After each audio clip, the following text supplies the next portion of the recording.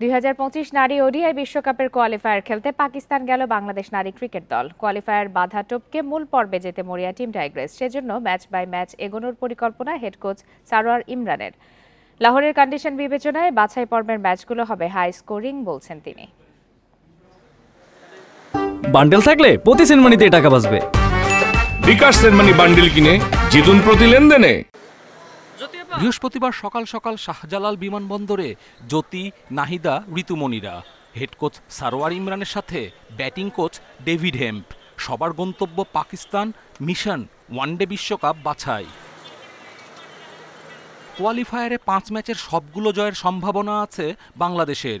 এজন্য দলীয় সমন্বয় জরুরি। কোনো প্রতিপক্ষকে হালকাভাবে নিতে চান না টাইগ্রেস হেড কোচ।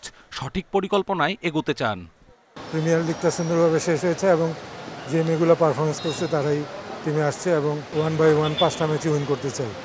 সেজন্য 2টা স্ট্রং টিম আছে আমাদের সাথে, ওয়েস্ট ইন্ডিজ এবং পাকিস্তান, এবং অন্য দলগুলো আয়ারল্যান্ড, এবং এদেরকেও ছোট করে দেখছি না।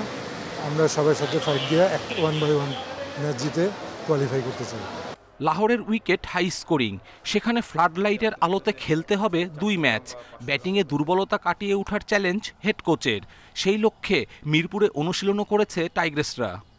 ব্যাটিং উইকেটে কীভাবে বোলিং করতে হবে, ব্যাটিং উইকেটে কীভাবে ব্যাটিং করতে হবে, স্ট্রাইক রেট কীরকম হবে, সব কিছু আমরা এভাবে প্র্যাকটিস করিয়েছি। যদি ব্যাটিং উইকেট হয় 250+ উইকেট হবে, তো আমি আশা রাখি আমাদের ব্যাটাররা করতে সক্ষম হবে। ওয়ানডে বিশ্বকাপের স্মৃতি সুখকর নয়। 2013 ও 2017 ওয়ানডে বিশ্বকাপ খেলার যোগ্যতা অর্জন করতে পারেনি বাংলাদেশ।